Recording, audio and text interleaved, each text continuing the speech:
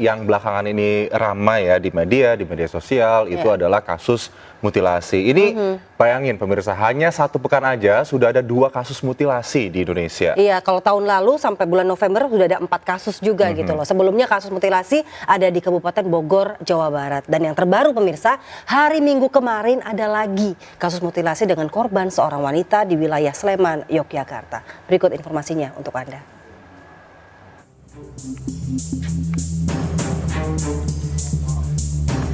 Pada Minggu malam waktu Indonesia Barat, seorang wanita ditemukan tewas dalam kondisi termutilasi di sebuah wisma di kawasan Pakem, Sleman, Yogyakarta. Korban diketahui berinisial AI berusia 34 tahun, warga Kecamatan Kraton, Kota Yogyakarta. Saat ditemukan, tubuh korban terpotong menjadi beberapa bagian di dalam kamar mandi wisma. Pelaku juga diduga membawa kabur sepeda motor serta 2 buah handphone milik korban. Usai disemayamkan, jenazah korban langsung dimakamkan di Pemakaman Umum Karangkunti, Mergangsan, Kota Yogyakarta. Polisi mengungkapkan sudah mengantongi identitas pelaku dari KTP yang tertinggal di resepsionis hotel.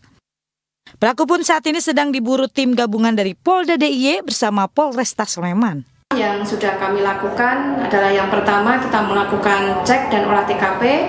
Kemudian kita melakukan koordinasi dengan Rumah Sakit Bayangkara guna dilakukan visum dan otopsi. Untuk saat ini kasus masih dalam investigasi dan ditangani oleh tim gabungan Ditreskrim Polda DIY, Polresta Sleman dan juga Polsek Pakem. Untuk saat ini pelaku masih dalam tahap penyelidikan. Sebelumnya kasus mutilasi juga terjadi di Desa Singabangsa, Kecamatan Tenjo, Kabupaten Bogor pada Rabu 15 Maret. Warga setempat menemukan potongan tubuh seorang pria di dalam sebuah koper. Dari hasil penyelidikan dan identifikasi, polisi berhasil menangkap pelaku berinisial DA yang merupakan teman korban. Pelaku mengaku membunuh dan memutilasi korban karena kesal diajak berhubungan intim terlarang. Tim Liputan iNews melaporkan. Baik, pemirsa, langsung saja kita akan kupas tuntas ya. Mengapa sekarang orang mudah sekali melakukan mutilasi? Kita akan membahasnya bersama psikolog forensik. Ada Mas Reza Indragiri. Selamat pagi, Mas Reza. Selamat pagi. Ini bicara mutilasi, muka saya jadi hitam putih gini ya. Ya Mas, ini belum ada sepekan, bahkan ada 2 nih Mas nih kasus mutilasi. Apa sebetulnya yang membuat orang begitu ya, begitu gampangnya gitu melakukan pembunuhan, lalu disertai dengan perilaku susulan memutilasi korbannya? Supaya kita tidak salah kaprah, memang mutilasi itu memunculkan gambaran yang mengerikan, yang menakutkan. Tetapi sesungguhnya mutilasi tanda petik bukan sebuah persoalan utama, bukan persoalan tunggal.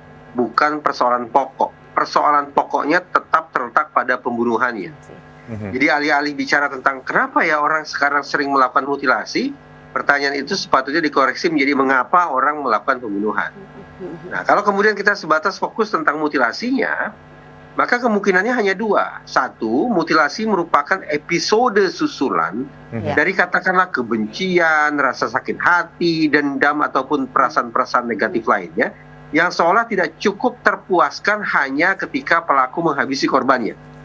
Agar perasaan itu betul-betul reda, agar pelaku betul-betul mengalami ketenangan dari perasaan-perasaan negatifnya yang menggumpal itu, maka seolah-olah pembunuhan harus disusul dengan tindakan mencacah-cacah tubuh korbannya. Oke, jadi sederajat dengan luapan emosi pelakunya. Itu kemungkinan pertama. Kemungkinan yang kedua adalah mutilasi merupakan cara instrumental untuk berlindung untuk menghindari proses penegakan hukum. Asumsinya adalah dengan memotong-motong tubuh korban sedemikian rupa akan mempersulit otoritas penegakan hukum ketika mengidentifikasi siapa gerangan mayat yang sudah terpotong-potong ini. Kalau korban tidak bisa teridentifikasi, maka saya bayangkan akan lebih pelik lagi ketika otoritas yang sama, yaitu pihak kepolisian, ingin mencari tahu siapa gerangan yang sudah membunuh plus memutilasi ini. Namun mari kita tandaskan bahwa semoga obrolan ini tidak menjadi sebuah pesan yang keliru, yang mendorong, yang menjadi bahan pembelajaran bagi masyarakat untuk melakukan perbuatan jahat serupa. Mas Reza, ini kalau misalnya dibilang memang episode lanjutan begitu dari pembunuhan, kemudian melakukan mutilasi tersebut oknum yang pelaku pembunuhan, tapi apakah memang maraknya mutilasi ini juga terjadi karena rentetan susulan dari kasus mutilasi sebelumnya. Begitu mungkin pelaku kejahatan ini terinspirasi atau ikut-ikutan karena kasus mutilasi yang ada yang tengah marak juga begitu. Dalam psikologi forensik sendiri ada salah satu teori yang mengatakan bahwa perilaku manusia, ya termasuk perilaku jahat manusia, sesungguhnya terbentuk lewat proses pembelajaran. Apa yang kita tonton, apa yang kita baca, apa yang kita dengar, itu akan bisa mempengaruhi kita untuk kemudian pada akhirnya memutuskan untuk melakukan perbuatan jahat yang sama. Tetapi harus kita pahami bersama bahwa manusia bukanlah sosok yang pasif, manusia bukanlah sosok yang pasrah lalu tidak berdaya berhadapan dengan gambaran-gambaran buruk di hadapan mereka, tidak. Karena faktanya ya, anggaplah saat ini ada 1 juta pemirsa yang menyimak obrolan kita ini, tetapi saya yakin tidak akan 1 juta pemirsa itu besok pagi akan serta-merta menjadi pelaku pembunuhan yang disertai dengan mutilasi. Saya yakin itu. Karena itu, di samping kita bicara tentang faktor eksternal, yaitu sekali lagi apa yang kita saksikan, apa yang kita dengar, dan seterusnya, maka penting bagi kita untuk juga bicara faktor internal, yaitu daya lenting atau resiliensi yang dimiliki oleh masing-masing orang. Daya lenting inilah, resiliensi inilah yang saya yakini akan bisa menangkal munculnya perbuatan jahat, betapapun perbuatan jahat itu terekspos saban hari ke panca indera kita. Berarti Mas Reza lebih menekankan pada faktor internal dari pelaku untuk melakukan pembunuhan and then disusul dengan mutilasi.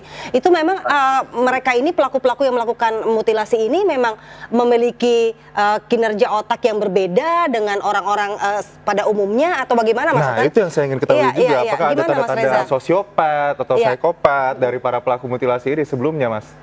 Kondisi khas semacam itu memang patut didalami. Berarti kita bicara tentang penakaran resiko. Bicara tentang penakaran resiko atau risk assessment, memang paling tidak ada 5 hal yang perlu dieksplorasi terkait dengan sebab musabab beserta seberapa jauh kemungkinan pelaku akan mengulangi perbuatannya. Nah, salah satunya memang kalau kita bicara poin yang pertama saja, ini sudah relevan tentang kesehatan mental. Adanya catatan-catatan khusus tentang kesehatan yang bersangkutan itu menjadi pintu masuk bagi eksplorasi faktor-faktor berikutnya.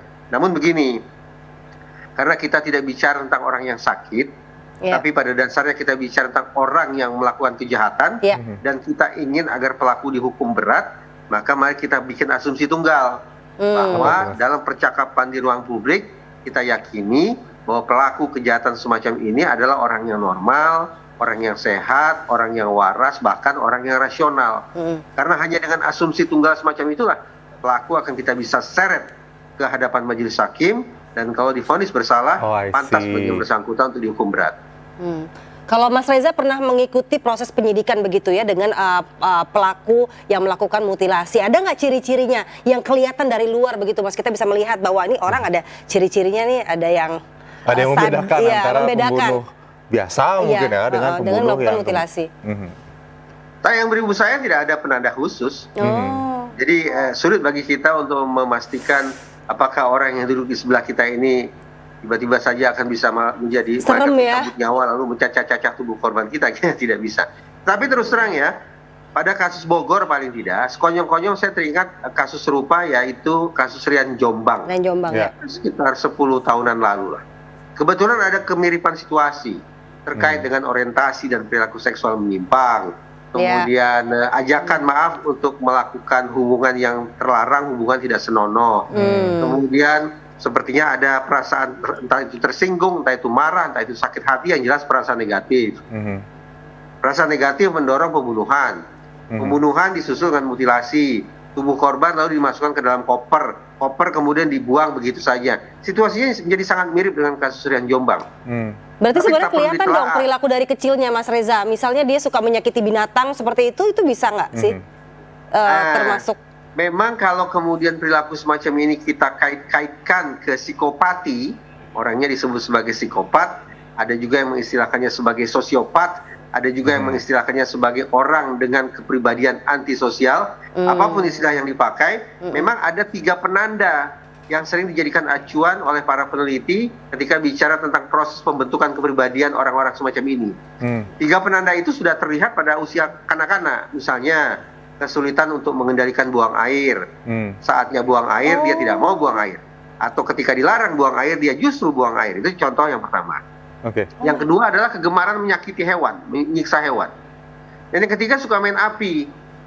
Jadi ketika kebanyakan orang, apalagi anak-anak memilih untuk menghindari api, ya kecuali kembang api gitu ya. Jadi ini, tapi orang-orang yang konon disebut sebagai psikopat ini justru sangat gemar bermain dengan api. Sundut sana, bakar sini, dan seterusnya, ketika mereka berada pada usia yang masih sangat-sangat dini. jadi ini tanda-tanda yang bisa kemudian menimbulkan seseorang itu punya sifat agresif di usia dewasanya, begitu ya, Mas Mari kita Reza? bijak untuk tidak kemudian serta-merta menyimpulkan bahwa kalau anak-anak kita memiliki ciri-ciri yang saya sebut barusan, itu niscaya kalau sudah besar akan jadi psikopat, dan kalau jadi psikopat pasti akan jadi pelaku pembunuhan. Kita tidak akan gegabah menyimpulkan seperti itu. Tetapi, paling tidak kita menangkap ada indikasi perilaku yang tidak wajar, itu saja dulu. Indikasi pelaku tidak Anak wajar. kecil yang masih sangat muda sudah suka menyiksa hewan, sudah suka bakar sana bakar sini, kemudian membangkang dengan cara mengendalikan, menahan, atau bahkan meledakkan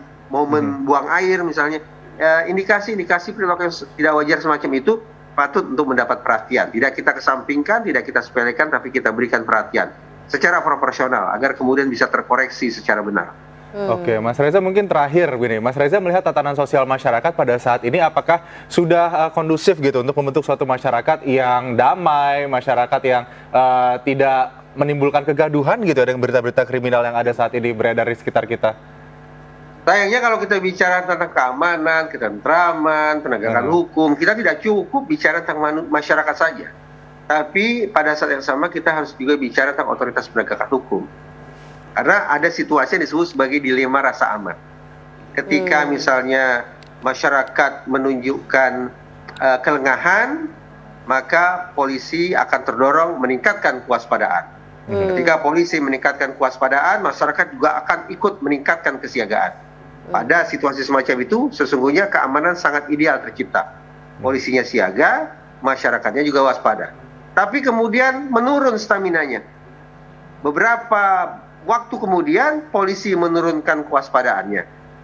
Begitu melihat bahwa polisi menurunkan kewaspadaannya, ikut-ikutan masyarakat juga menurunkan kesiagaannya. Sesaat lalu saya bicara tentang kondisi ideal bagi terciptanya keamanan. Sekarang ketika kedua belah pihak sama-sama kedodoran, maka inilah justru situasi yang ideal juga, tapi situasi yang ideal bagi maraknya kejahatan, bagi maraknya gangguan Kamtibmas. Nah, alhasil sekali lagi, tidak cukup bagi kita untuk mendorong masyarakat terus-menerus siaga, patrol, siskamling, dan sejenisnya. Tapi pada saat yang sama kita juga harus mendorong otoritas penegakan hukum, terutama kepolisian, untuk bekerja secara lebih serius lagi. Mas Reza, semoga lewat dialog ini kita semakin bisa mengerti ya kondisi ideal tersebut bisa semakin diwujudkan oleh masyarakat maupun aparatur negara ya, agar jangan sampai lagi keulang-ulang berita-berita yang seperti mutilasi, pembunuhan, dan lain-lain. Baik, terima kasih Mas Reza Indragiri. Selamat bertugas kembali, salam sehat selalu, sukses untuk Anda. Salam sehat, sukses.